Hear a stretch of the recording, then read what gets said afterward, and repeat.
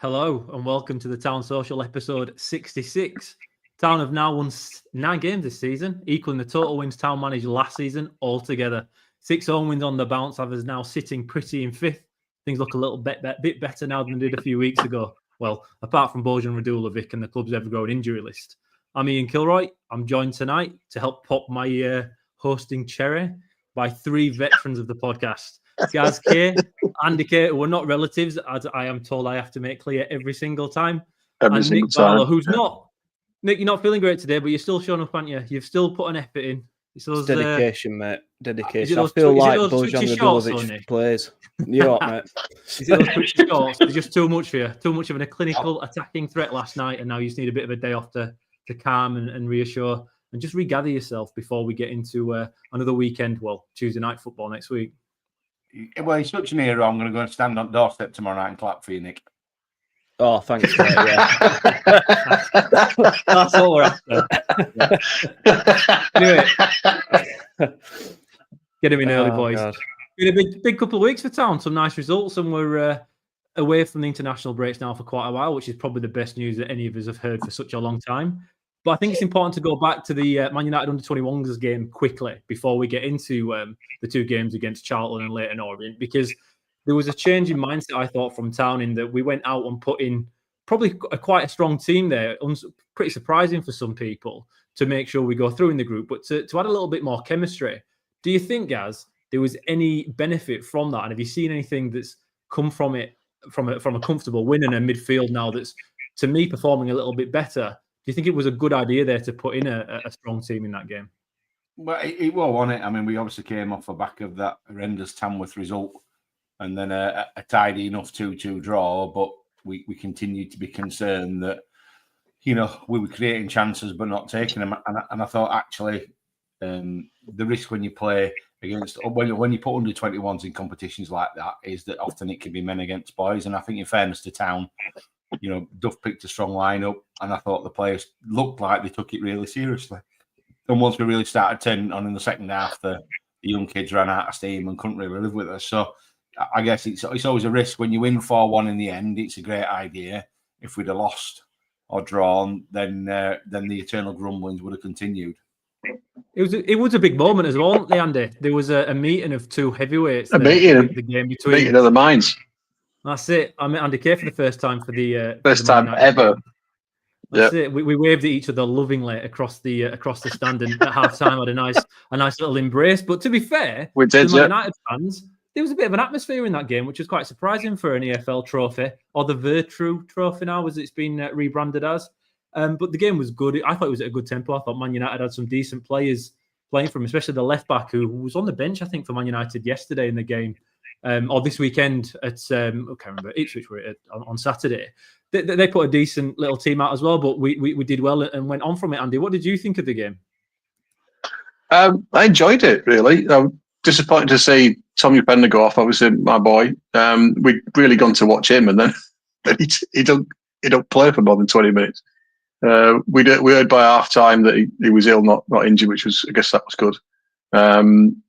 But yeah, it was. I thought they were a bit more physical, Man U, than I thought they were going to be. But when we actually decided to pull our finger out, that was great. And yeah, fair play to the Man United fans. I thought they were funny. I thought they got 1 or 2 fans in our end on strings. Although the young kid that must have been about 8-year-old that was chanting his head off all the way through, he was an absolute legend. So give him a season ticket. He's a future leader of Cowshed Loyal, I think. But yeah, it was a good game. I thought, playing wise, we weren't too stretched in the end. Just that it was just that they ran out of steam, didn't they? But yeah, enjoyed it. It was a good night out. I was impressed by the kid that played centre half for them. Ian, was it Kingdom or Kingdom? Yeah. I think it was. He looked a bit like Harry Maguire, you know, physically and actually facially as well. And he ran like Harry Maguire, didn't he? But I thought he had a really good game. He looked a good lad. Nick, did you catch it? Did you manage to watch it on Sky Plus?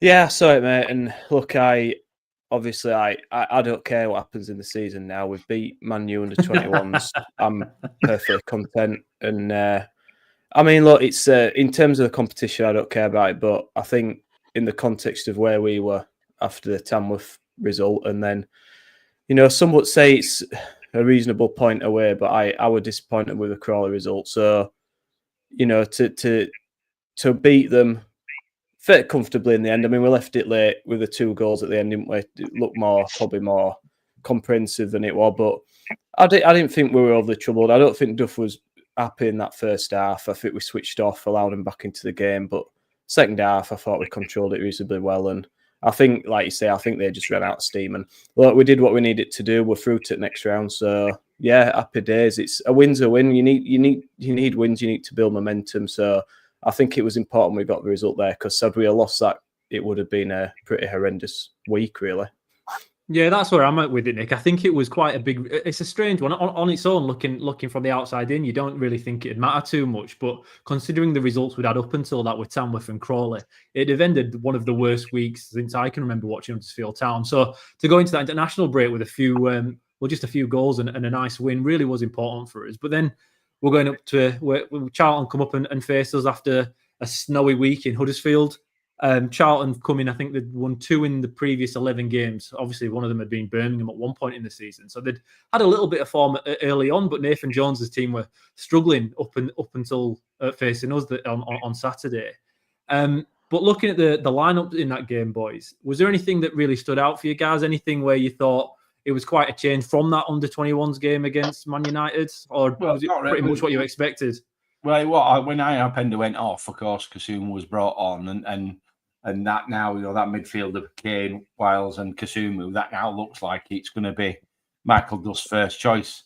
David Kasumu, you know, despite our horrendous injury list, he's finally showing a little bit of something, and I just hope he managed to stay injury free, because that midfield 3 really were the key for me, both against Charlton and against Leyton Orient the other night. So obviously those 3 being picked.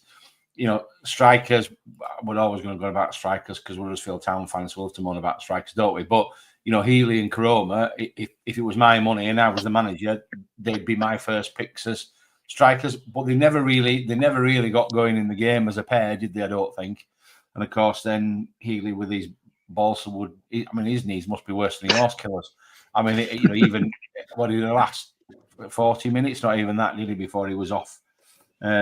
So yeah, I really think Duff's starting to like his midfield 3, and he's starting to, you know, Hellick didn't walk back in. I think a lot of people expected Hellick to be picked against Charlton, and he stuck with Matty Pearson, who again had to come off injured.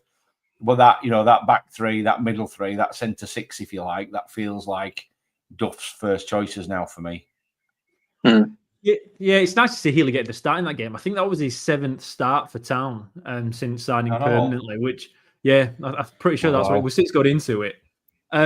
But to me, even that first 20 minutes, you could see he still wasn't fully match fit. He looks a little bit slow, even in the short period that he could influence that game. But it's a shame because there obviously is a striker there. He can score goals. He has done in the short periods of time he's been on the pitch for us, but he's just struggled to stay fit. But again, that's probably why he's with us. We've spoken about it loads, haven't we? That if players aren't injured or don't have an injury record and they can score goals, they're not at a club like us, because we can't really afford to bring him in if they're proven at a level that we're at or above. So it's kind of a catch-22 situation for Town. But Nick, how did you find that we started the game? I thought Town against Charlton, we did all right. It was a bit frantic, as all League One games seem to be when they started off. But the first 20-25 minutes kind of took a similar pattern, I thought. Yeah, I think you got to take into account the conditions as well, haven't you? Because it was awful. It was absolutely horrendous. You know, and I mean, Charlton are a bit of a dogged physical side anyway. So it was always going to be a bit of a slogging match with the conditions. I thought we adapted reasonably well. Fashioned some chances, and I thought we looked reasonably comfortable. And I think, I mean, Miller, we talk about him later, but I thought his deliveries were decent. You know, some good deliveries into the box, and then obviously we come from the set piece, ball whipped in, and it's a fantastic header, isn't it, from Matty Pearson, and that got, you know, that early goal kind of settled people down a little bit. Then he has another great chance after that.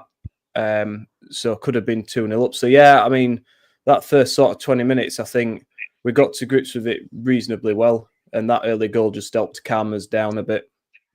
I couldn't believe how Charlton were defending for the set pieces.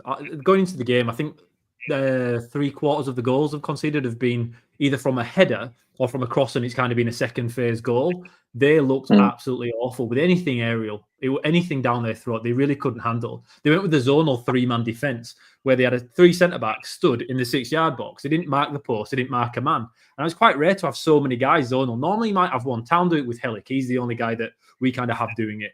And to be fair, at the end of this game, he struggled with it when he came on, and he had to be that kind of meat eater, as I refer to it as.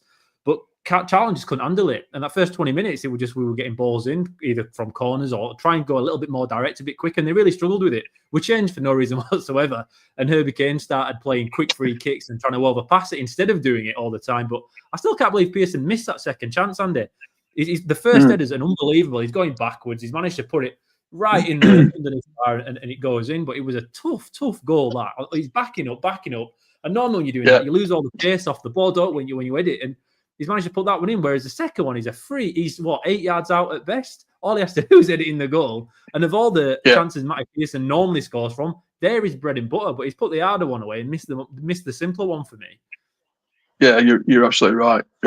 You could see him coming onto it, and I were like getting ready to do my middle-aged man celebration when the ball were on the way to his forehead. But yeah, surprised. But yeah, you're absolutely right. He was sort of falling away, wasn't he? And it's almost like it's hit the side of his head, and just he got a bit of luck off the underside of the bar. But you don't save those. But we got some decent balls in. There was that ball for Brodie Spencer at the back post that he just slid in and missed. I think that was Miller that put that in. So we looked pretty assured, I thought, first 20-25 minutes.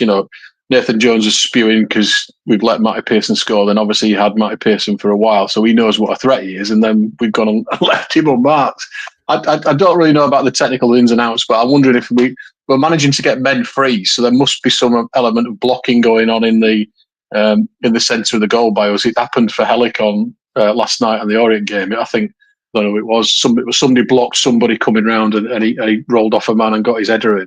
So whether it's a bit more of a dark art going on than I know about, but we seem to manage to get a man free quite often. So fair play to whoever our set piece or corner coaches, and I don't know who that is, but they seem to be have a good little repertoire. Or is it just a case that we just oof it onto the 6-yard area and we all just attack it and see what happens? Maybe it's a bit more technical.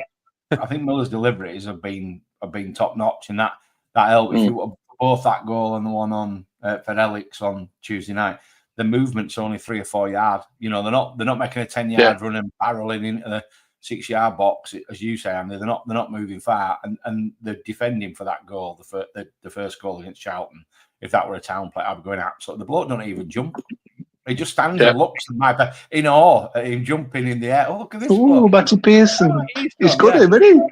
He's 5'10" though. The Small's marking Pearson for that first goal, and he's 5'10".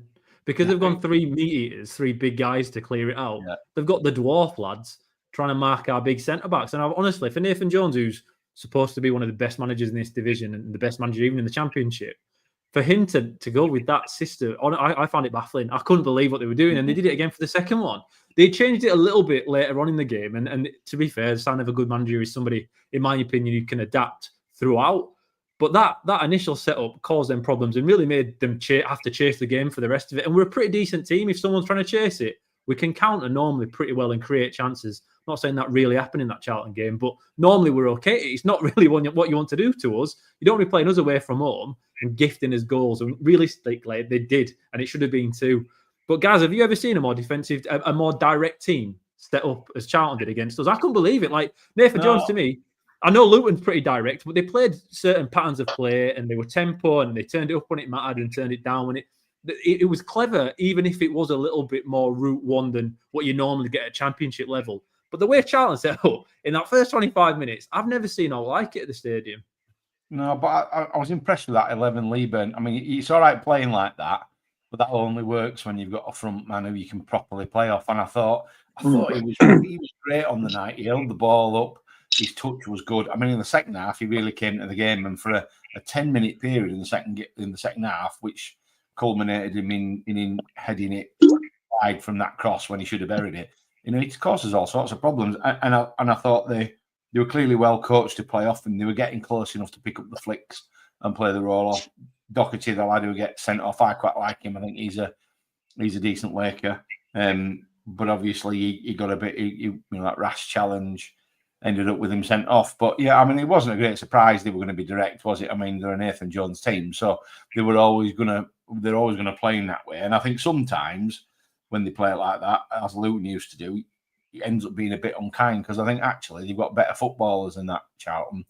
There's some decent footballers in that team, but clearly they were playing to a pattern. And I think first few minutes we struggled with it, but we soon got to grips with it. I mean, let's be honest, if you're up against Pearson and Lees and then Hellick and Lees, you're not going to get much change, are you, really, out of a front to back ball? You're only going to win your share. So yeah, they were definitely direct. And obviously we were sat together during the game, and I think even the sending off didn't change anything for them in the way they played.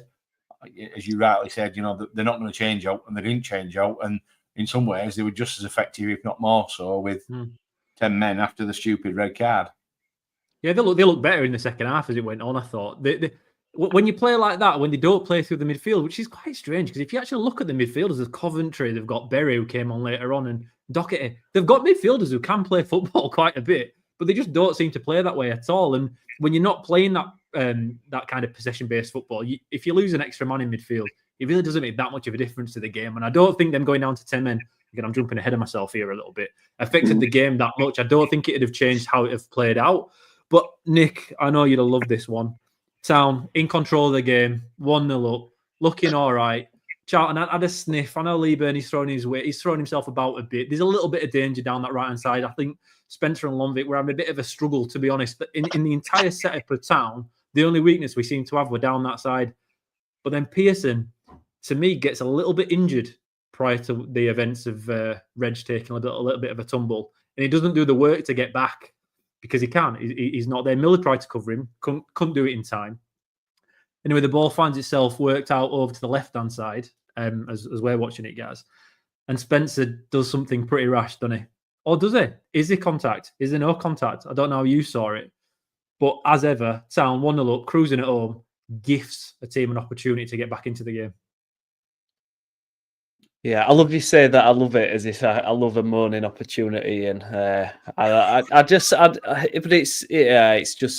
the way it's gone all season, and we can't just put a team to the sword, and we always have to let a team back in, and I think it's unlucky, to be honest. I think he doesn't really see him properly because he comes in from the side just as he's about to clear it, and is there much contact? I'm not so sure. I don't know.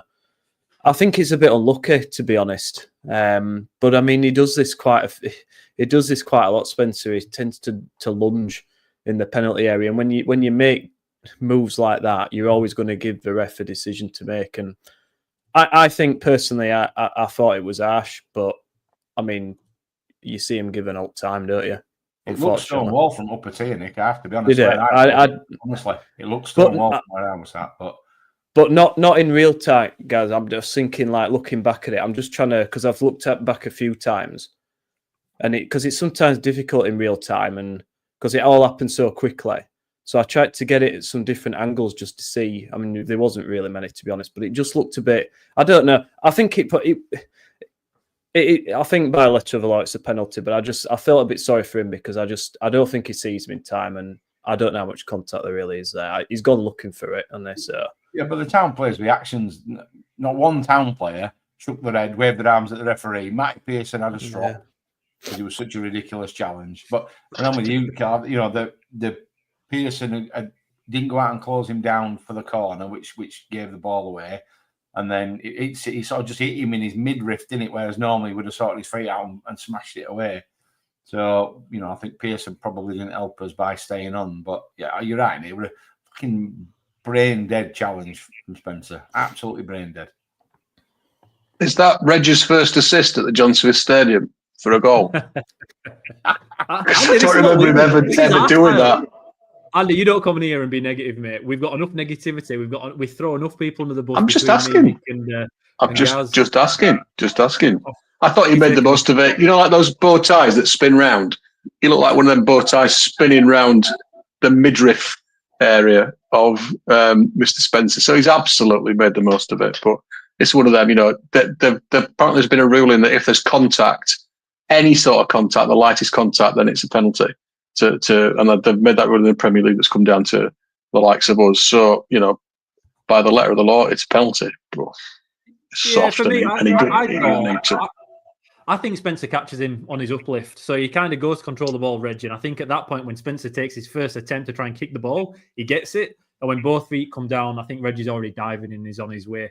It annoyed the shit out of me, though. I don't care how old Spencer is. He's 20-year-old, I think, now, 19, 20. But he's played, 20, 30 professional games for us. He plays for International Northern. He's played a lot of games. So I'm not having that he's inexperienced. For his age, he's experienced enough not to make that mistake. It's Reg. He knows who he is. He knows his abilities. He trained with him every day for a few years while they were both at the club. He's not he's causing any sort of danger there in that box. He's just not in a position where anything's going to happen. The ball is going out towards the touchline. You just have to reset. You just have to sit. And to give him that way back into the game, which obviously Matty Godden popped the penalty away pretty comfortably. I don't think Chapper's had any real chance of getting to that, even if he does go the right way. It's just frustrating because we controlled the game up until that point. Obviously, Pearson then goes off straight after with his injury, which is awful to see because Pearson's really had to fight his way back into the team. Duff didn't fancy him at the beginning of the season, and he didn't. Well, we don't know if he moaned. He probably did. Well, no, to be fair, Duff said he did moan. He said he knocked on his door, didn't he, and was talking about it. But he's earned his way back in, and for me, he's been the best centre back we've had over the last few weeks. I think he's been very, very solid. He's an attacking presence. We know he should have gone off with 2 goals. He only got the 1, but every game he's a threat, and he's not a weakness in defence. He's fast enough to cover. He throws his weight around. Well, we haven't got Johnny Ogg. I do feel like Pearson steps up as a leader as well. We always look better when he's on the field, and it's a really big miss for him to be on. But the curse didn't stop there, did it? Only a few seconds after the goal again. Reece Healy, who I think was limping for longer than that. Guys, we spoke about it again watching it. It looked like he was not quite at it. And you can watch the highlights, like the extended highlights on Town Player. And I can't remember what the highlight is before, and it must have been from the red card because he got taken off afterwards. But prior to the red card, he's limping around as it is. But it's remiss not to talk about the red card at this point. In the Doherty, who's not been booked all season, throws in, for me, a challenge that I thought was ridiculous and stupid. You can question how dangerous it actually is, but it's an unnatural motion. And I really don't understand what he's trying to do there, Nick. It was you've just got yourself back into the game away from home. Nathan Jones is your coach, who's passionate at the best of times. He's giving it the full pantomime villain on the side as it is. Doherty has just really pulled something out of the bag, which I didn't actually understood why it was there, why it was necessary, what he was trying to do. It was a stupid, rash challenge from him on Lomvik, who's made the most of it, absolutely. But he's ended up in a red card, Nick. I love him. He's helped us out there, and he's done us a right favour. I don't know. I don't understand it, mate. It's a poor throwing move from us. I mean, we could have easily just probably knocked it straight out of play. There's no danger whatsoever, and he just comes steaming in. I mean, again, is his foot raised massively? Not loads, but there's potential to cause harm, isn't there? And you know, it's one of them. It's again, I think maybe slightly harsh, but then I'm thinking back to old days where you used to be able to take someone out and you wouldn't even get a yellow. Whereas now you just fucking touch someone, it's a red in it. So it was daft. It was really daft. I don't know why he did it. It was completely senseless, but it allowed. I mean, according to Nathan Jones, we were all over us. You know, just way the better team, and that injustice completely toppled him. Don't think anyone would agree with that, but it certainly it just quelled the resurgence a little bit. And yeah, I just thought it was madness, absolute madness. Look at you, Nick. That red card was utter woke nonsense, wasn't it? Sean Dye should be utter nonsense. You'd be there together, questioning. But it's not It's not flown in, has he? With studs. He's just gone to get and his foot slightly high, and it's caught him. But I mean, it's not the worst. It looked like worse than it was. Have it in it. It was just like, smash that fucker as far as I can. I think he's trying to win a throw-in. Yeah, I think he's trying to win a throw-in. He's trying to trap the ball and against who took the throw. Longwit second the throw-in. I think he's trying to get a throw-in off him, and he just mistimes it, and Longwit just moves the ball away.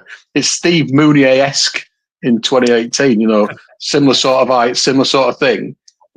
Should Mounier be sent off? No. Should this guy be sent off? Absolutely. He's playing for Charlton under Nathan Jones. Of course, he should have been walked. I love where the stand behind him was going absolutely mental. I think they might have had an impact on it. But what I did like about the referee is that he took his time. He sat and thought about it. I don't have a single problem with the night. It's when it's a rash straight away thing that I've got an issue. He went and thought.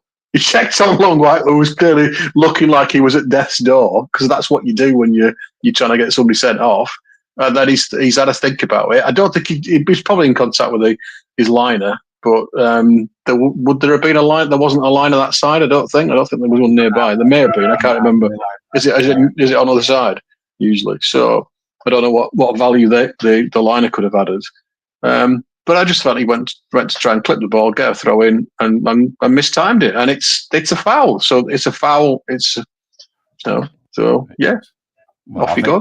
See you later. You say Spencer had carried out the most brain dead tackle you're likely to see in 90 minutes, and that bloke said, "Hold my beer." I mean, hang on a minute.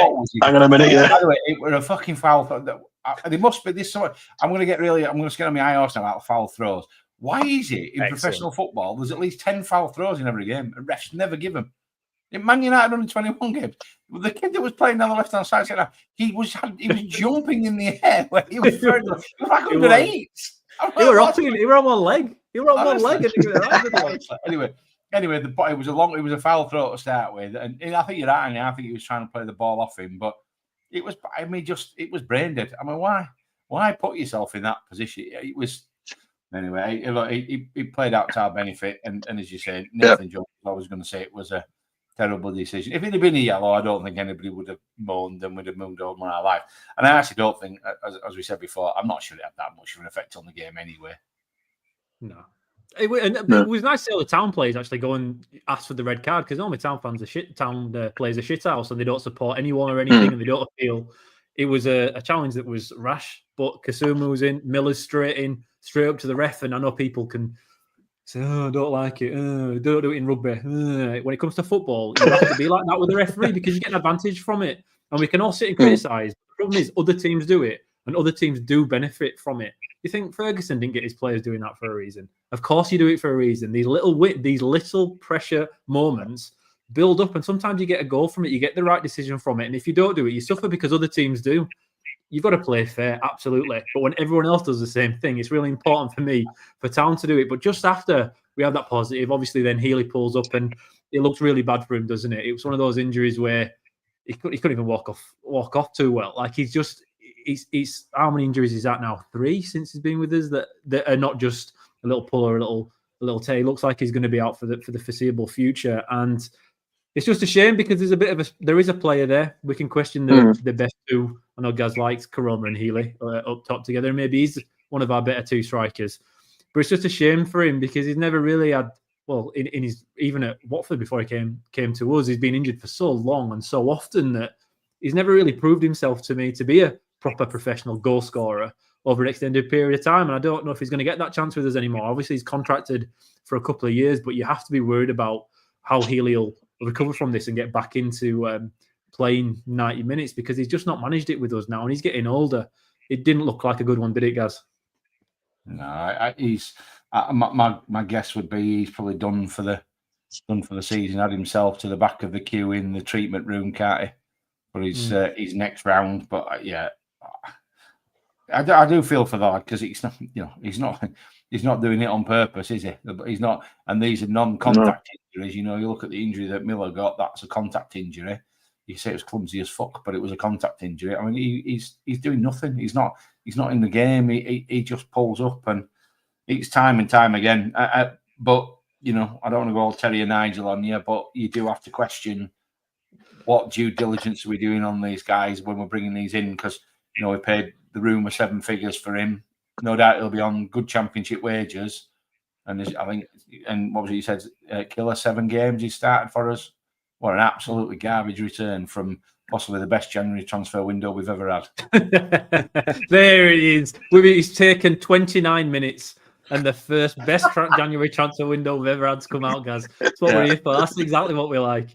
Anyway, half-time came and went, and the second half kind of continued in a similar vein as the first, didn't it, really? I thought Town looked in control without really dominating. It was a bit not much were really happening other than Charlton had next to nothing other than Lee Byrne up top throwing his weight around pretty well. But other than that, it was more about if Town could could break the 10 men of Charlton down, and it didn't take too long. Was it 60 odd minutes? And Herbie Kane and Ben Wiles had a little bit of nice work on the edge of the box, and it breaks to newly contracted David Kasumu on his favoured left foot, and he could do nothing but hit it into that bottom corner of the net, couldn't it? It was a nice finish for somebody who surprisingly took a little bit of negative flack in the week, having signed a new contract, regardless of his recent performances for Town.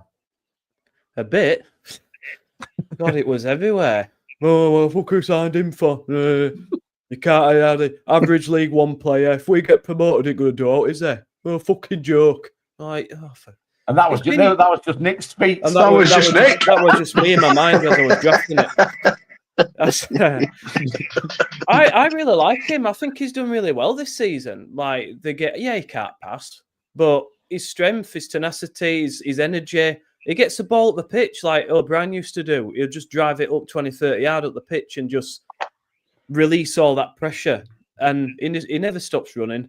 And he's got a shot on him, and it's brilliant for Herbie Kane. He cuts in, then cuts back again, plays the pass, maybe very slightly overhit, but then that, I think, helps him in a way because it just rolls onto the left side and he just smashes it in. I mean, he can't really do anything else. It's a great goal. It's a great finish. And yeah, I'm really pleased for him getting that because I didn't like to see all that stick he was getting for his contract. So it shut some of them up. I didn't see many comments after he scored, surprisingly. So yeah, hopefully, I think he's a key player for us in this midfield because, as I say, he's the one that will win the ball and drive it up the pitch and just relieve that pressure, and that's so important. Yeah, I was really pleased for him. And after following the goal, Town didn't really come under too much pressure, I didn't think, for the next 20 minutes. We controlled it still. Charlton did the best to try and get into it. Later on, they went a little bit more direct, but you can, when you're chasing the game, there's 5-10 minutes to go, you can chuck as many men forward. And there were a couple of opportunities, one of the guys for Leyton just to get back into it, especially. Turton had come on at the 64th minute, and he actually did a little bit better than Spencer, who I thought had struggled through that entire game. Turton just looks more confident, just looks more composed without standing out. I think there's times in games where you just need players to do a job. They're not going to create goals. They're not going to bring too much tempo. But what they do is just close it down. And I thought Turton did that much better than what Spencer had been managing to do for the first hour down that right hand side. But Charlton threw as many men forward as they could, and they kind of fashioned a half chance there when Turton, I can't remember who else was with him on that left hand side, where they were turned and he's whipped a right crossing. Elliott's got the wrong side of Leyburn, who's done really, really well to get a nice little header away. But fortunately for Town, it just went to the right hand side. I think it were Marshall that went with the lad who put the cross in for that chance for Leyburn. And I have to be honest, once he got in front of Lees, I thought it was a goal. Chapman was rooted, wanted that header. I mean, it would have been. And then they had another chance from a corner. I think the big sub corner on who they paid him £1 for. He somehow got his feet all in it and missed a simple header from 6 yards out, really. So they did create a couple of chances, but we also had a couple on the break as well. Wiles had an opportunity, didn't he? I think it might have been Kane, I think, that played him in. Cute little ball around the corner, and Wiles found himself in 6 or 8 yards of space. But I thought the keeper made a really good save. He stood up for ages. He made Wiles make a decision, and it meant he made a save. But yeah, just the Kasumu contract thing, I think, I just want to give my 2 pence on that. I think, I just don't see what the rush was. I think he's fully deserving, and he's had 10 decent games and looked a much better player in this league this year. He looks like he's shaking off some of his injury woes. But I just don't understand what the fucking rush was. Unless somebody's going to pick him off in January, I can't see that. Not for the money we probably want. I don't understand what the rush was. We could have played through till spring and then done a new contract there if we felt he needed another 2 years at that point. I just don't know what the rush was.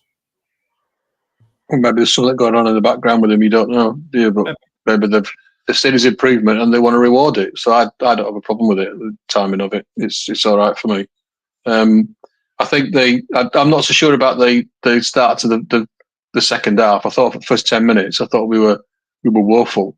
I think we expected them just to sit back and try and block for the 1-1 draw, and we just fell apart. First 10 minutes for me, I thought we were awful, and then Kasumo scores and we're back into it. But yeah, it really frustrating for me this season is that if and when we do eventually click and put a full game together, we will absolutely smash somebody. But we just don't seem able to be consistent. I don't know whether it's the injuries, the disruption in play that's going on there. For most of that second half, the most entertaining thing was seeing how irritated people were with that new chant that were coming out of the cowshed about we don't like Leeds and we don't like Bradford, but we're still singing about them. But you know what I mean? That we all love HTFC or whatever it was. And the number of faces around me are going, what the fuck's this? But at least somebody's trying something in South Stand, so fair play to them. But yeah, I thought the two lads they brought on up front when Lieben went off actually improved them massively, and they looked like a real threat towards the back end. You know, when they're pushing on and we're trying to hold on, and they were winning headers. There were a proper. Is it Hilton? Is one of them? I don't really know the other players for the team. I thought they looked like a bit of a threat here, in particular the lad who fell over to win the free kick for the Chapman save at the end. I was really quite impressed with him. But that Lieben fellow looked like a decent Laker for a focal point. Now, whether we'd ever want somebody like him, because I'm not sure we're ever going to be a oofy up front, but he was more for the flick on and the header into somebody else's path, wasn't he, rather than the ball hitting the chest and being held up and people running off him. But yeah, I was impressed by him. There was a particular bit of skill second half that he beat somebody first half, didn't he? In the build up to the penalty, and he did a similar sort of thing second half. So yeah, for a big fella, very impressive. So, but I think we'd have to change how we played to accommodate him. So I don't know whether he's this type of striker we'd be looking at in January. But God, do we need at least one, if not two.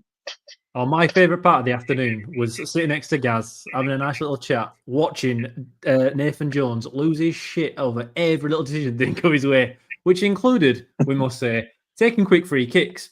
Now, Nathan Jones had been booked earlier on in the game as Charlton took a quick free kick and they should have been away. The ref called it back. Nathan Jones lost his shit and received the yellow card from it. At that point, Michael Duff, he said, "Oh, Nathan, can't believe you got booked for that, mate. Can't believe you got booked for that," just to wind him up even that little bit more.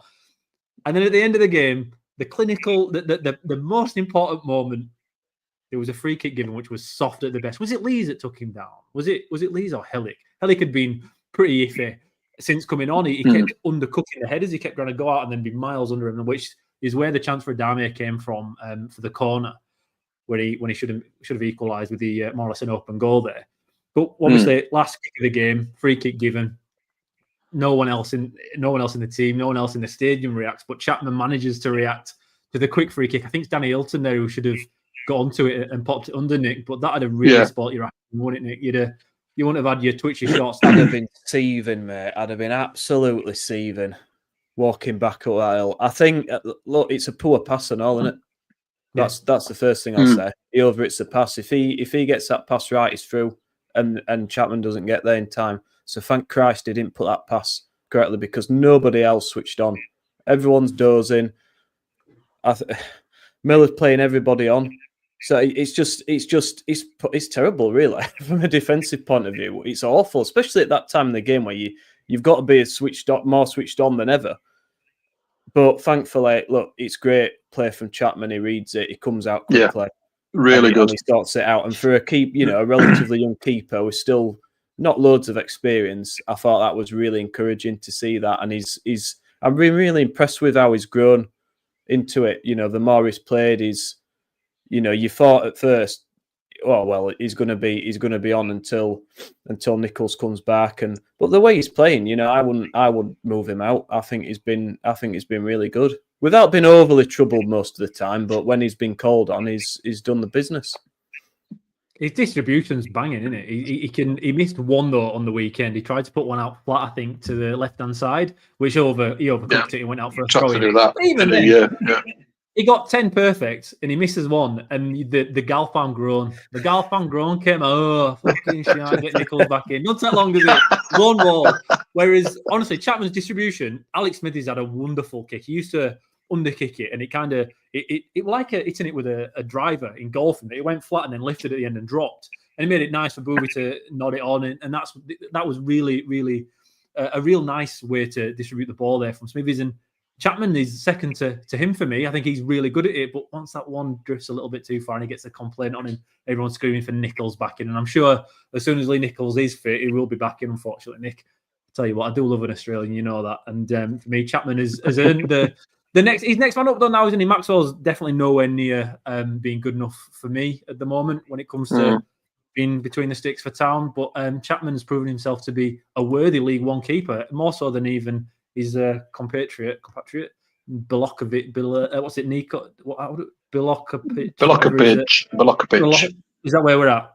At Peterborough, obviously that's failed quite poorly for him, unfortunately. But anyway, so he got smacked in the face, didn't he? This week we going right in the kisser, didn't he, as a save, and then the kids followed up and scored. I think that bit of goalkeeping from Chapman was absolutely top draw, because he saw the chance to win that ball, and he could have been, if the referee were in the wrong place, it could have looked like it was a foul, and it absolutely wasn't. And fair play to him. He screamed off his line, and it was a brilliant, strong challenge to win it, because I'm that side of the cowshed.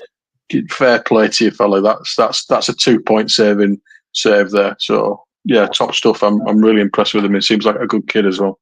It was nice to see how much it mattered to Town as well. After the game, I stuck around a little bit until all the players left. And Mark Cartwright was there celebrating with every player as he left the field. And Chapman was the last one to leave. And Cartwright gave him a big cuddle and a bit of a kiss on the side of the face. And it was nice to see that togetherness. And it feels like things are changing a little bit. You can kind of see the players playing a little bit better, a little bit more for each other. A bit of a proper team, a bit of teammanship. And as a unified group. And to be fair, we can all talk shite about Cartwright if we want to on his transfer records, but the players seem to like him from what I saw at the weekend, and getting a nice win at home. Obviously, the sixth in a row is a nice way to go about it. But then, obviously, so we've had a quick turnaround now. We've gone down to Orient on a Tuesday night. Orient, we head into that game. Orient 21st in the league. I think a few people expected them to do okay this season. I don't think really anyone expected playoffs with them, but they're a solid League One outfit. However, obviously, if you're chasing promotion, if you're wanting to finish in the top 6, no matter who it is, if they're 21st in the table and you're going to face them, even away from home, you expect to win. You have to win to stay in contention with those at the top of the table. So Town have gone into this game. Fans are expecting. Gaz, obviously, you made the trip down to, well, it's not Brisbane Road anymore. What's the stadium called now? What's the technical term for it? The Gagan Stadium, I think it's called now. Right, Brisbane Road Stadium. You made your way down, guys. There's a couple of changes in there. I think Turton in for Spencer is one I expected following the weekend's performances. But there was another little change up top, which I'm sure you loved seeing that, Gaz, when you got to the stadium. We parked at South Woodford and caught the tube in because there's nowhere to park. So we were stood on the platform at South Woodford when the team came in, and the air was blue. I can tell you, I mean, what has he got on? What has he got on Duff, that bloke? And I know after the game, ironically, Duff. I listened to to his interview after the game as I was driving back, and he talked about people earning the shirt, and when they've got the shirt, they've earned the right, and they should keep the shirt. And I get all of that, right? But I can't even see what he's done to retain the shirt, let alone getting in the first place. I can only assume he plays him because he thinks he's got some element of physicality. But when you watch him in the flesh, especially on a ground like Orient, where you're close to the pitch, as we could also at Tamworth, you realise how slow he is. I mean, he's got one speed. It's like a sauntery jog thing that he does. Most people, even if you're not quick, they can usually put a sprint in over 5 or 10 yards to close somebody down or chase a ball down. But there was nothing. Anyway, you set me off on a Radulovic rant now. That wasn't what I was meant to be saying, was it? It was lovely. I like that. I like them kind of grounds. It's proper League One, under the lights. It was a lovely, fresh night. A bit of a chill in the air. I had a lovely lukewarm steak kidney pie. It was lovely. And other than Radulovic, I was really pleased with it. The team was probably what I would have picked, except I would have had Marshall for Radulovic. That would have been the only change I would have made to what he probably picked. And I enjoyed the game. Actually, I enjoyed the night. I enjoyed the game. I thought Orient made it. I thought Orient made a game of it. Actually, I thought it was a really good game. They didn't roll over. They've got some deep injury. You know, they've signed 2 or 3 key players on decent money, and they're both out injured now. The lad who got stretched off in the second half was another one. The 2 wingers, I think. And I like Richie Wallens as well. I think he talks really well. He did a good job at Oldham and at Donny, and I think he'll do a good job down there. So it was a good night. The Orient fans were really, it was just a really good night. And I thought Town in the end, if we'd have won 4 or 5-0, I don't think anybody could have complained. But just to probably keep Nick happy, they made hard weather of it for probably the best part of an hour after scoring that first goal. Hey, did you manage to have a look at vegan options? What were that like, guys? You said a lukewarm steak. That's not inclusive enough, unfortunately. The vegan options were a box of chips. That was it. Water. Bring it on. Bring it on. Fresh air, sand, dust. Yeah, there was no vegan pie. That's why I'm still shredded, boys. That's all I'm saying. Nick, I don't think you've had a bit of a shout at Radulovic for at least 20, 25 minutes at this point. But that starting lineup was questionable. But the game started, and for me, Leyton Orient had Town figured out pretty well initially. I thought they were pinging those balls over our wing backs' heads because now, as Michael Duff says, this Town team is only as good as its wing backs. And now, from unfortunately Miller, what happened later on in the game, and Sorensen, we're a bit weak when it comes to what we've got down those sides. And initially, Turton, I thought, struggled a little bit down that right hand side, especially in the obviously Lees has been now shifted out to the right centre back because Hellick's back in at centre back. And at the beginning of the season, Tom Lees was really iffy in that role, especially in pre-season. They kept getting a ball behind the back of him, and he's not fast enough to get there. Sorensen even struggled to cover. You've got Turton and Lees down that side, and Orient just had a real clear game plan on how to take it to us. They passed the ball a little bit more than Charlton did. They had a little bit more possession than Charlton did. I think overall it ended up 50-50, which is a little bit skewed because whenever you're winning away from home, second half possession always favours the home team, regardless of how the game's playing out. But they went at us a little bit more, and I actually thought they were better initially than I expected. They've got a bit of a reputation, Orient, as being a side that likes to play football. And I can see why. You know, I thought they tried to pass out from the back. I mean, we'll talk about the second goal, obviously, and the downside of that. But I thought they tried to play football. I thought they tried to keep it on the deck. I was disappointed with that, if I'm being honest. I don't think we could string more than 3 passes together without losing it. Yeah. I was very frustrated watching it. But part of that were down to Orient and the way they pressed. And like you said, they'd obviously done the research. We struggle with pace down the sides, with balls over the top of the wing backs. And I mean, that's what pretty much every team did to us in that losing run. So take advantage of it. And yeah, I thought they started pretty well. I mean, we had that sort of Karoma chance that was flagged offside. But other than that, we didn't really create that much up until the goal. I thought it was pretty even. And, you know, for a team down there, I think they've been unlucky in some of the results. I think they've been quite close and they've just gone the wrong end of it. So I'm not saying I don't really agree with this false position. I think you are where you deserve to be, but I think they've got potential to be a decent side, Orient, when they get it together. So yeah, tough, but you know, then obviously we get the goal and it just settles us down a little bit. Well, that's it. For the chance for Karoma you mentioned in there, Nick, it was actually Bojan, I think, who had the first opportunity. And realistically, for me, he's got to put that away. If he's not fast, if he's not strong, if he's not physical presence and he's a sniffer and he's a bit of a poacher, you get half a chance like that. If you've got nothing else, you have to put it away. And his attempt was awful. Karoma wasn't ready for it. Offside, he was by the way. Was he not offside? It was. We were right in line with it, and it was Karoma that he flagged for not Radulovic. So Radulovic sticks it away. It's a goal. But just don't touch it, does it? Yeah. No.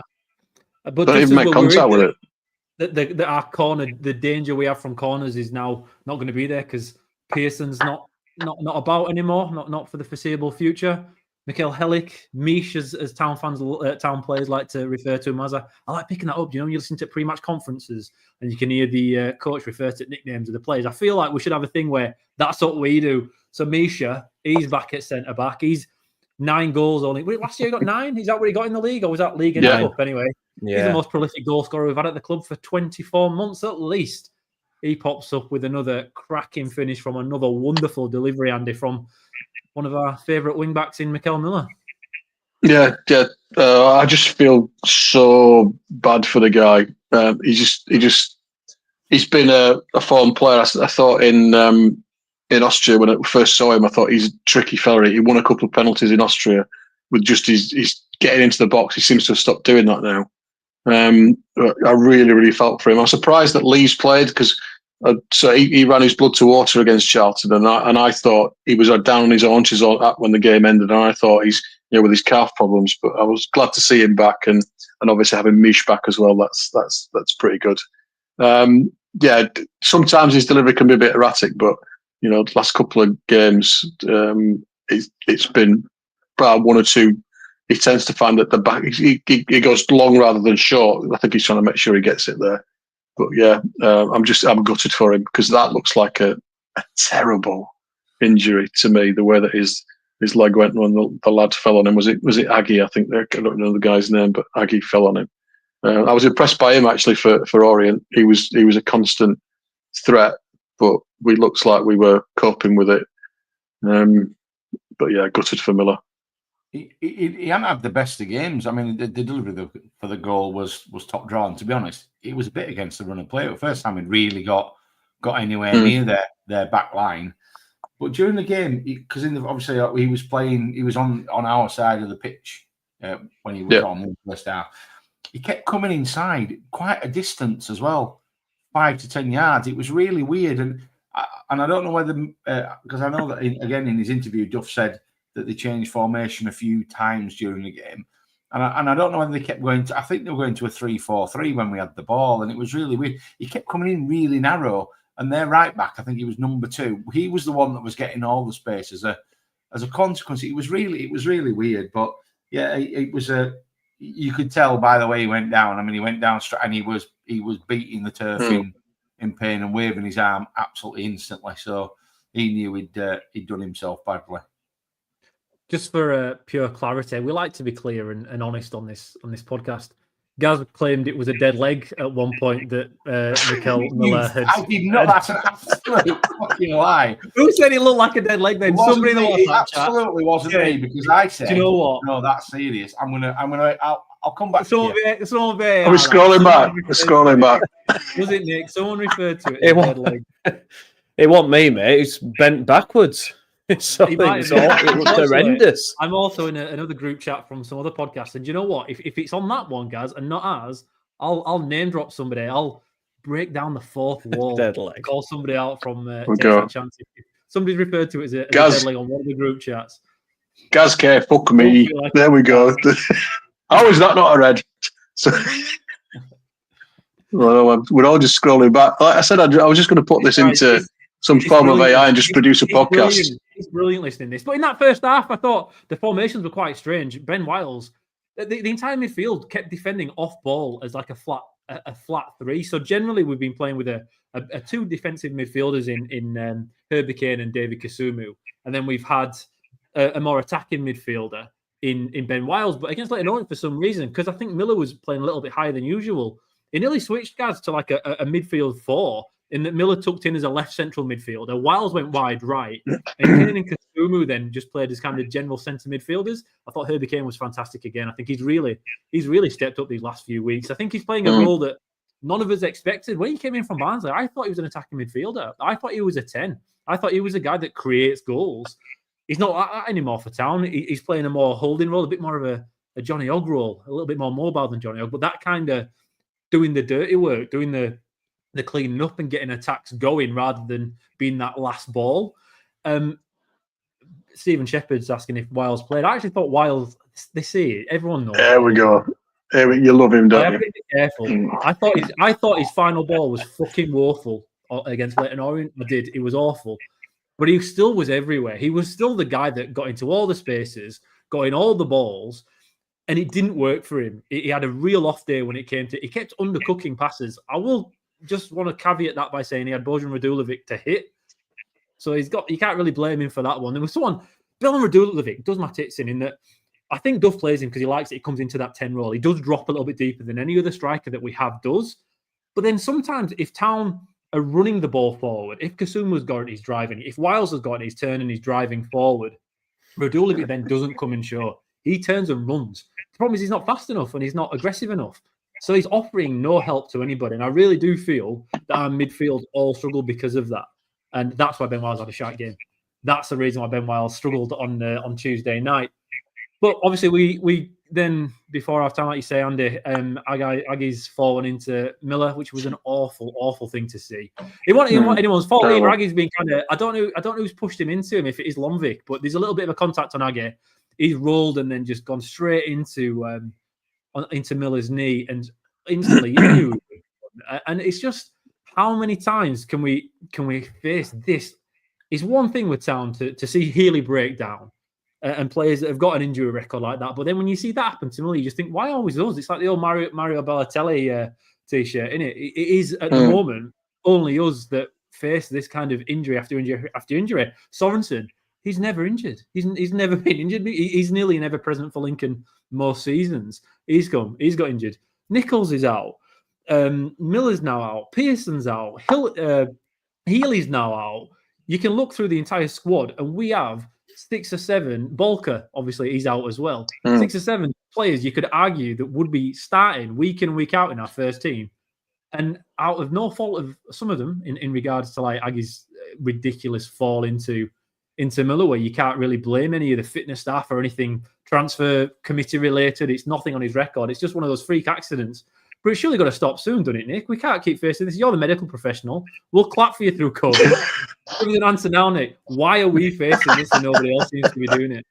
Thanks, guys. I appreciate the clapping, honestly. I just say, I don't know. I don't know if we need some sort of exorcist or some shit, mate, because I think we're cursed. I don't know any club that has... Look, every club has injuries. It's part and parcel of it. You know, you expect that, but to have so many injuries to keep players, and not just but long-term injuries. They're not like, oh, he's out a few weeks, a month, and he'll be back in. They're all bloody 6, 7, 8 months long injuries.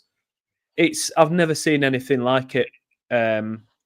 Well, since last season or the season before. The season before. I'd love to run a stat. I don't know if it's possible, if we can somehow get the stats on injuries for clubs in the same, and just compare, but we have to be the worst, if not one of the worst clubs for injury records there's ever been. I mean, it's absolutely shocking, and there's no pattern to it. You know, you could say, is it the way they train, if it's all hamstring related or something, but there's no pattern to the injuries, and it's just, yeah. I feel sorry for Duff because he's trying to pick a regular side.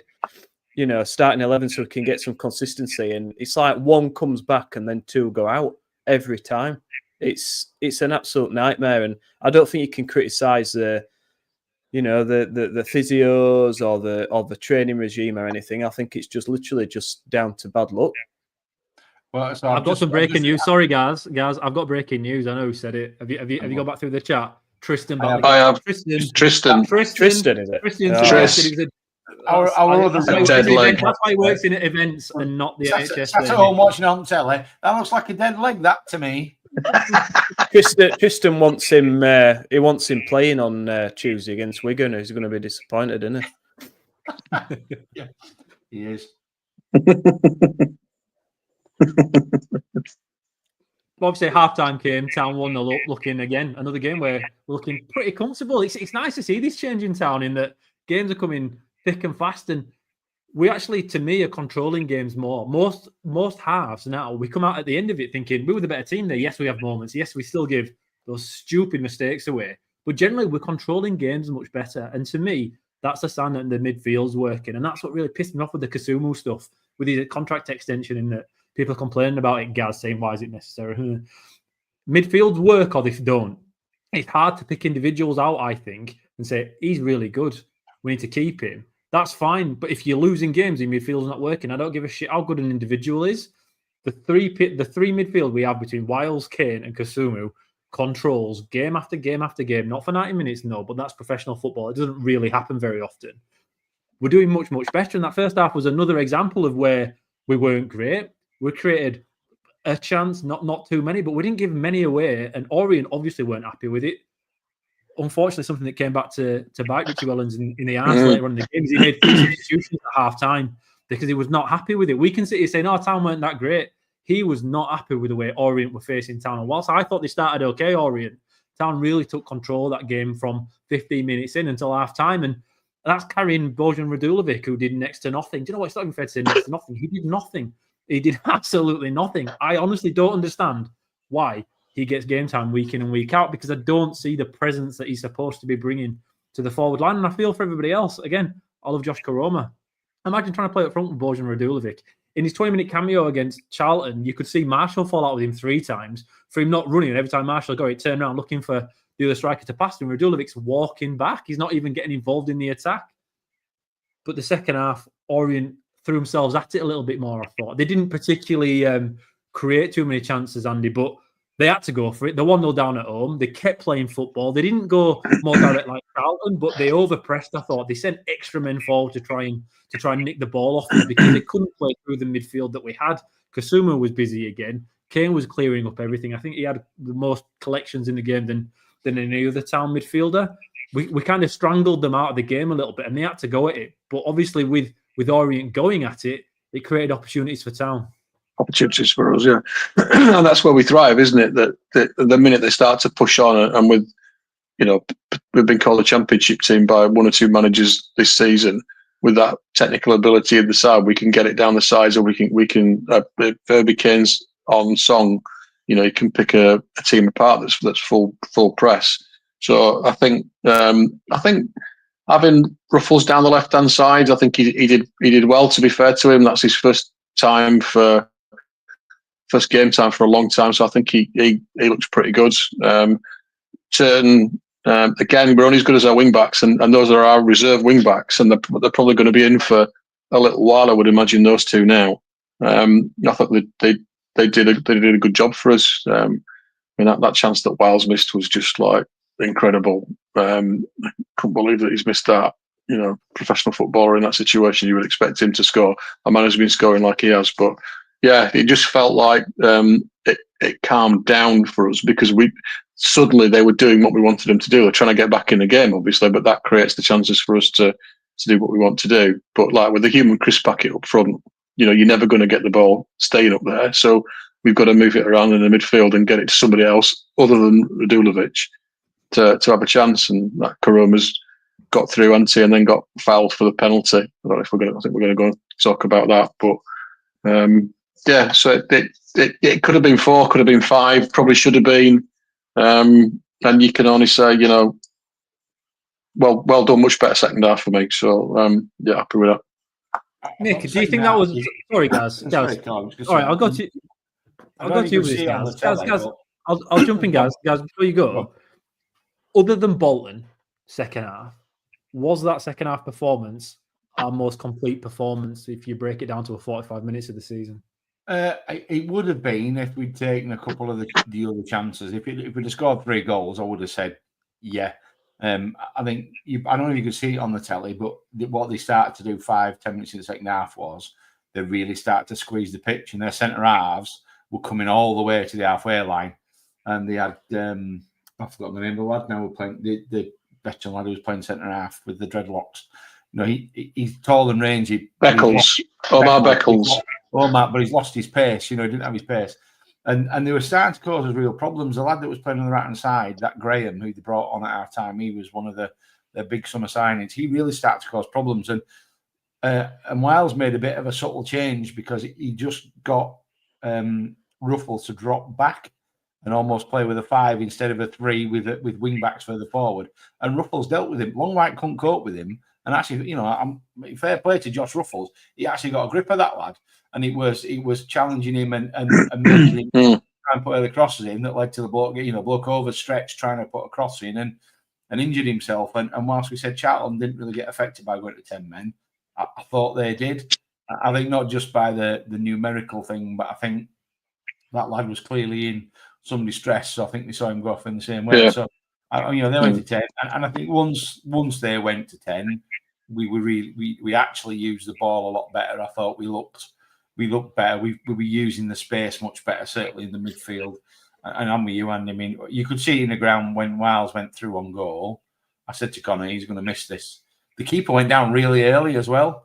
He could have gone round the keeper, but he chose not to. I mean, I always thought he was going to bend the ball around there from there. I don't really know, but I thought we were much better. And actually, although Ladapo got some stick for being as bad as Radulovic, I would argue he's not.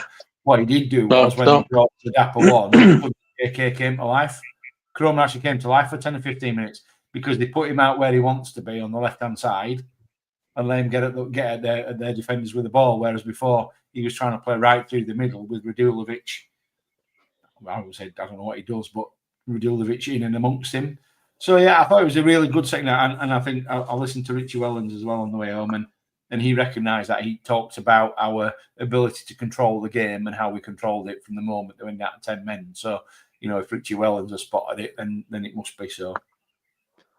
But they had to push up forward like that, Gaz, for me. Like, they had to overcommit men and centre-backs higher because we were just passing around them for fun. We spoke about in our group chat, again, after Tristan's dead leg comment, in that they went 3 for 3 up top. This is before they went down to 10 men, but they couldn't handle the way we were playing it around at the back. And a lot of that's down to Herbie Kane. It really is. But they couldn't match the way we were passing the ball about. And what that made Orient have to do was press higher. Normally, you have a centre-back that doesn't mark, and Beckles is that guy normally for Orient. They normally sweep. They kind of just watch and just be that layer of protection. If anything goes wrong, that they can go over and cover. Town was so dominant without looking so good that they couldn't allow themselves to have that sweeper. So they had to make that pitch a little bit more compact. Nick, how did you see that second half? Do you think it was as positive as we're talking about?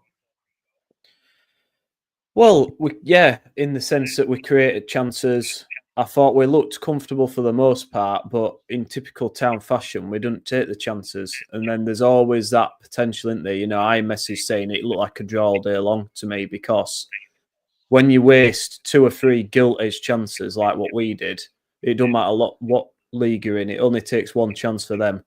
And I think towards the end, they had a header that just went over, and I think that was probably their chance. But, I mean, for the most part, look, we're away from home. I thought we controlled it reasonably well.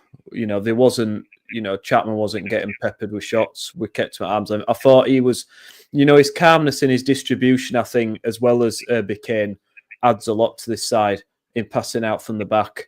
We just passed it round them on their press. And yeah, actually, I was quite impressed with the way that we passed it out from the back. But my God, I mean, just take his chance. If we could just take his chances, we'd be great, wouldn't we? But Ben Wiles, I think he had too much time. I think he had too much time to think about it. And he just, I'm with you. I watching it, I thought he ain't going to score this, because he just seemed to take forever running up the pit, and I just thought, I thought it was going to go straight at keeper, and then we'll obviously go on to the penalty. But yeah, look, I can't moan, can I?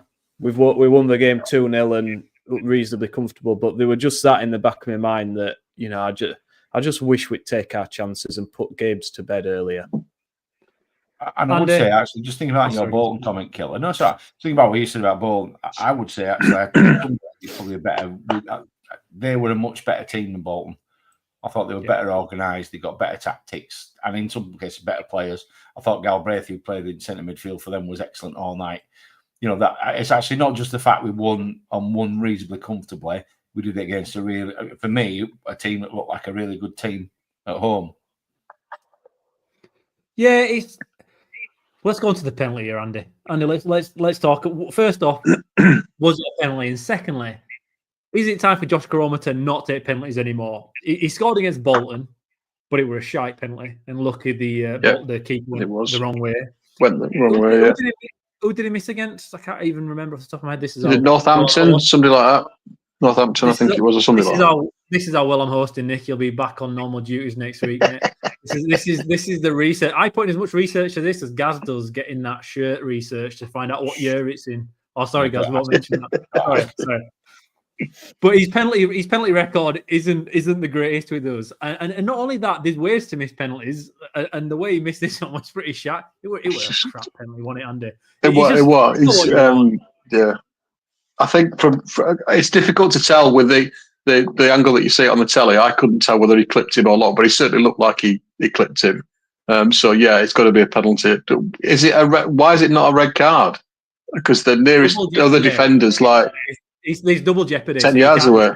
Yeah, he's double jeopardy. So it's not dangerous play. It's a foul, but it's not a cynical foul. I don't think. Again, I'm not a referee because I've got better ways to ruin my own Saturday afternoons than actually doing something like that. But if there's any referee listening, I'm sorry, man, but unbelievably, you must have something wrong with you because who'd want to do it? Who'd want to do that? Yeah. Who'd want to do that? But I think it's a double jeopardy rule in that you can't be sent off and it'd be a penalty if it's just a normal foul, which I think it's that. Right. Okay. It's probably that. I feel like fair enough. But that's why it is, Andy. Penalty wise, Duff's already said that he's off them. They're finding somebody else. So yeah, he's come out. I don't know. He did it after the game in a fit of pique. I don't know. He's just like, yeah, but that's it. You've missed twice, mate. You're on your way. So, and it was just such an horrible penalty. I mean, if the keeper had slightly gone before he struck it, and then he just seemed to make such a mess of it. He just followed the keeper and almost passed it back to him. So yeah, it was a penalty, but he's off them according to Duff now. So the question is, who do we trust to take him? Who would take over? Ben Wiles, Herbie Kane? I don't know whether they were penalty takers at their previous clubs. I don't know who would have stepped forward to do it. Get Herbie Kane on him. Yeah. Radulovic, get Radulovic on it. Get the human Chris Bucket passing it to the edge of the 6-yard area. He'd miss ball. Falling over. Nick just wants someone smashing none of this modern day football shite. Just get somebody who's going to whack it. Get your foot through it and get it whacked. It's not hard, is it? Just belt it. And then if it's on target, it's in. Like, what's all this sight foot and pissing about? Just smash it. It's not difficult. You practice every day. Professional footballers just twat it. And then if the keeper makes a great save, it makes a great save. But all you've got to do is get it on target. And 9 out of 10, it's a goal. That's Nike. That's next advert for Nike, innit? On penalties, just twat it. Just twat it. I am available for adverts. The new Nike twat boot. They're back on twat it miles with a new Nike twat boot. It just frustrates because he never looked like scoring it. He never looked like scoring. No. From the minute his run up's too straight, isn't it? Yeah, he never looked like scoring. So for me, I'd get Herbie Kane on it. He's got the confidence, cool head, stick it away. And if he doesn't do it, on to the next one. It's funny, isn't it? Now we get penalties and we still bloody miss them. How many years was it before we got penalties and now we get them when we don't score anyway? Well, in garbage time, though, obviously Josh Healy fancied twatting it. Unfortunately, he twatted it straight into Marshall's ass and it's ended up in the back of the net, guys. I was in the... there were quite a few Town fans there, weren't they? 700-800. There were quite a few, weren't they? Yeah, it was good. It was a really good turnout. Yeah, really good turnout. I would have said, at least 700 or 800, I would think. But yeah, it was, to be honest, it was a bit, the game was petering out into a bit of nothing at that point. And when they overplayed it a bit, there was two defenders sort of played it to each other 2 yards and then rolled it back. And Marshall does what Marshall does. He was rutting about, he was ratting, and he got a bit of luck and he probably deserved it. He does a lot of that hard running and gets no reward. So I guess it's nice when it goes in. I'm not sure why he was shushing the Leyton Orient fans. I know he's a West Ham player, but I don't think they even knew who he was. So I was surprised to see him shushing the home fans. But yeah, he just put the game to bed. Once that was in, it was game over at that point. Then, wasn't it? It's nice, isn't it, boys? Look at us sat here, 3 wins in a row. All of us happy out with it. Nothing to complain about, nothing whatsoever. Until we move on quickly, and finally, we've been going for an hour and 15 minutes here, but I suppose we've covered 3 games, which is quite impressive for us. Normally we do this in about 10 minutes. We have to fill the rest of it with the nonsensical shite. But strikers, we can't. Hang on, this isn't nonsensical shite. Bloody hell! Different standards. We've got the ad for the pod sorted, mate, haven't we? That's it. That's listen to some nonsensical shite. Honest. That's what sound clip will be for the podcast episode. But strikers, Greg Mara talking about miserable arseholes. He's put a question out there in our group in regards to the striking situation. The question put to us for tonight is: have we ever had, or let's make it a little easier, name a worse striker than Bojan Radulovic for Town? And I think it's important to mention players that haven't just played one game, because obviously Bojan's been here now nearly 12 months and he's had an extended run in the team, and not a team for me that's shite, that doesn't create chances, that doesn't really dictate play. I think any striker would actually be quite lucky to. We're 5th in the league. We score quite a few goals. We have the ball at the right end of the pitch. We're ripe for a striker that does well with chance creation, either creating his own or getting on the end of him, to score quite a few goals for us. And Bojan Radulovic has failed on that score. And I think it's fair to say on anyone's measure, he's failed to do that just yet.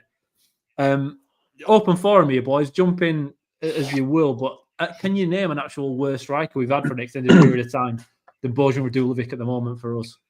So I'll roll back to the sort of 70s and 80s because I'm possibly the oldest one here. I don't know. So I'm going Tracy Austin, as they were called back in the day. Yeah, exactly, Tracy Austin. And then Mike Chechery, who dated Jenny Bradley off of Coronation Street, and that was the only reason that we liked him in the team. They were both dreadful. Bring it up to date, like I put in the group chat. Odebeko, the guy we got from West Ham, 6 games, no goals. And then there was another one that I thought of that I've forgotten because they were probably so awful that I've wiped them from my memory. John Parkin, that was it. Those were my 4 contributions that were possibly worse than. But actually, were they? I think John Parkin scored for us, so no, maybe not. Maybe I haven't got one. I'm struggling to think of many that have played that many games. I mean, we've made so many poor striker signings that have gone on to play 1 game. I mean, remember Tom Denton that we signed from Emily? Didn't he work in a butcher's shop or something? No. He was another one that was 6 foot now. Well, he's really tall and he scored a goal for Emily. Let's get him in. Yeah, let's get him in. Contract. Do you remember that? Oh, John McAlliskey, but he scored. He got that 2 goals against Scunthorpe. So John McAlliskey scored twice against Scunthorpe when we won 3-2. So he did. Yeah, he gets away with it. Fair dues, John McAlliskey. Yeah. Tom Denton. I mean, and some of the ones that we've currently got out on loan. You know, you look at some of these players we've given 2- and 3-year deals to. Simpson, who came in from Ipswich on decent money, did he ever kick a ball really? So there's just current squad's bad enough, isn't it? Before you even start to go back through recent history. I mean, we haven't really had, other than Jordan Rhodes and before that Stewart. I can't even remember Town having many decent strikers of any kind. Someone mentioned in the group chat is it Ashcroft when we brought him in on loan? Yeah. He was so bad, and I think that's a fair shout. He was absolutely woeful. And talking about butchers, didn't we have a local butcher sponsor him and pay? No, he was a scrap. Yeah, SS. He was the guy that owns SS Components in Murfield. Yeah. SS Components in Murfield. Yeah. Well, it's on Huddersfield Road near the pear tree. So there we go. This is what people listen for. That's it. He was unfit as well. My shout on this was Scott McDonald. Obviously, he went on and had a decent career later on in Scotland. Oh, yeah. I don't even remember. We had him on loan for a season. I think he played 15 games-ish and scored 1 goal and just offered absolutely nothing. And you could argue then, obviously, behind the scenes, it wasn't great. And we were in a team pretty much in free fall following the NTL collapse or whatever. But I thought he was pretty poor for us as well. And Christian Lopez, but he only played a couple of games. But again, we signed him in, and he went on and did okay, I think, in Spain afterwards. Like, I don't think he did too bad either. But Lopez is actually the most similar to me than Radulovic in the way he plays. I thought that was a decent enough comparison. But Niasse and what's the other one? Oh, was the other lad we signed? We Sonogo. So many. Sonogo. But again, only played a couple of games, didn't work out. And Radulovic, he plays week in and week out. And unfortunately for him, it is a learning curve when you come from a level of football that isn't at League One or Championship English level, right? We know that. They talk about the physicality, the pace, the intensity. You have to be at it 100% because everybody else is. And if you're not, you get found out. And it does take time, but we're getting to a point, surely, where we got to expect more from Bojan. Even Town have to expect more from him. There was a little period, maybe 4 or 5 weeks ago, where he looked like he were improving a little bit. Like they were just... But is that just like desperate lovers when you kind of forgive your partner when they're a bit shit because you just hope it's going to improve and they're going to get better? And is that where we're at with Bojan, in that we're expecting to get better? We hope he gets better more than what we're seeing on the field, because we've had, well, how many games has he played this season now? And it just doesn't look close to clicking, and he doesn't really make anyone else better. He seems to make everybody else worse. I hope it works for him, but surely we're getting close to a time now where we have to try something else, because I'm with you guys.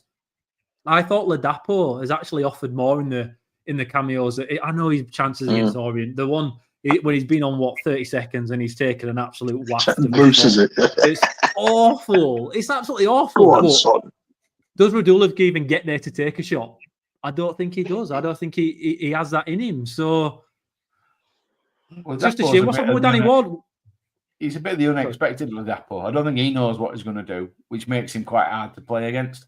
And he is quick and he is big and he is strong. And that's why, like I said, when he came on, Koroma suddenly started finding a bit of space because the defenders had something else he had to deal with other than Josh Koroma. I know he hasn't. I know people were. I mean, he got some real stick on social media last night, but I thought he did okay when he came on. When he came on, yeah, I did. He did okay. I did. It was much more of a threat. Is this was putting our stall out as the Ladapo fan club? Are we going to be like me and Ben Wiles and Josh Koroma in a few weeks when Ladapo's popped in at when he's popped in and 20 and 40 against Wigan? 24, careful now. When he's popped in and at this week against Wigan, and Mark Cartwright slapping him on his ass, saying, "Oh, nice one, Freddie, mate, love it." Wigan's next up, isn't it? On Tuesday week, I think 8:00 kickoff. Is a little bit later on. We've obviously got no game this weekend following the Tamworth embarrassment. And Michael Duff keeps referring to it in press conferences.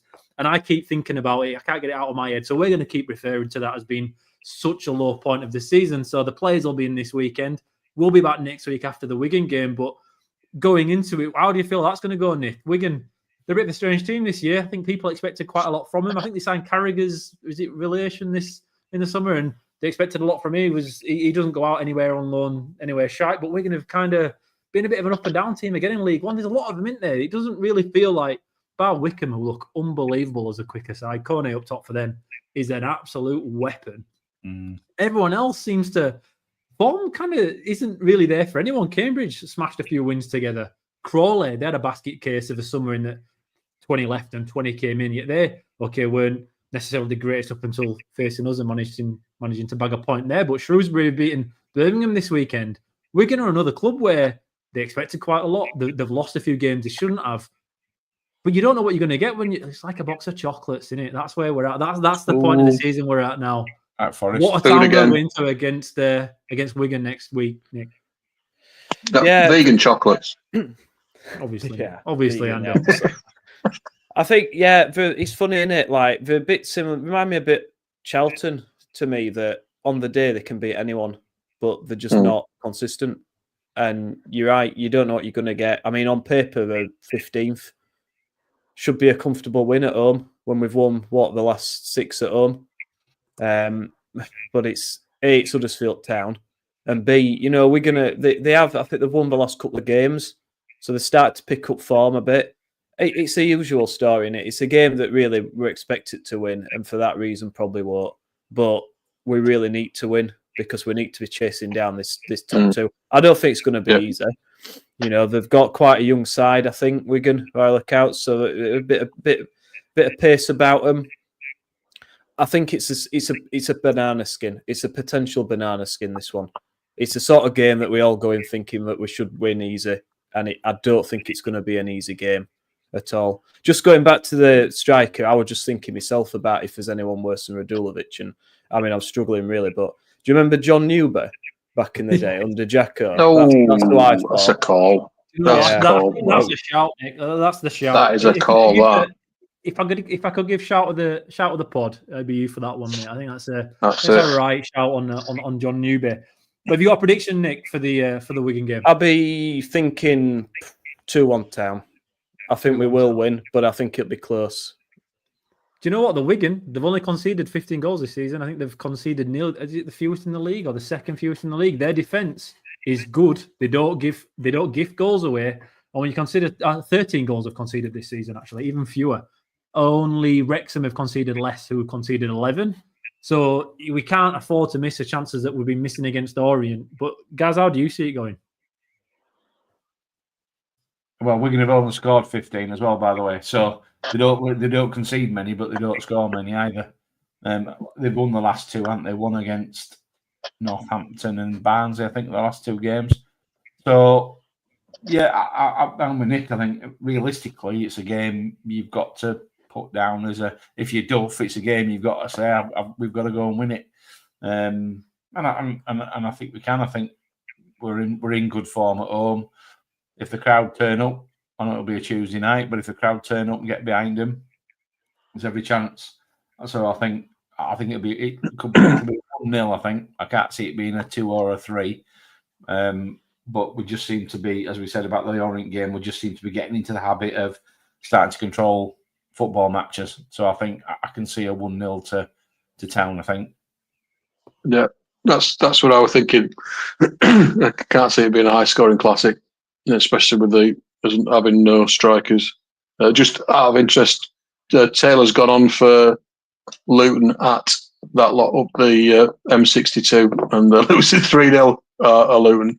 So he's obviously still in the plans there. So whether he's the solution or not, we don't know. There's a talk of it being a done deal, but obviously we won't have him in time for Wigan. But yeah, I'd go a narrow win, 2-1, 1-0, something like that. There's not going to be much daylight. Yeah, I reckon 2-0 Town. I actually got the prediction right, rarely for the Orient game. Didn't get the scorers, but got the 2-0.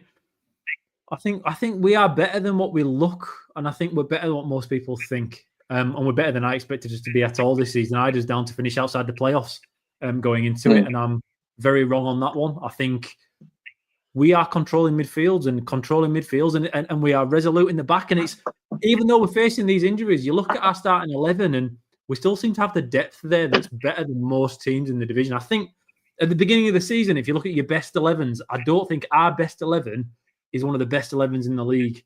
Once you take out a couple of injuries here, there, and everywhere, I don't think we have a drop-off in quality. I think we're still as good as we are with our first 11, more or less. And I don't think other teams have that.